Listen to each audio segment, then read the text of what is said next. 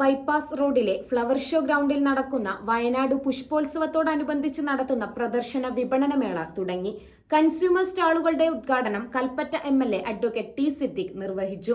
ജനപ്രതിനിധികൾ, രാഷ്ട്രീയ സംഘടന പ്രതിനിധികൾ തുടങ്ങിയവർ സംബന്ധിച്ചു.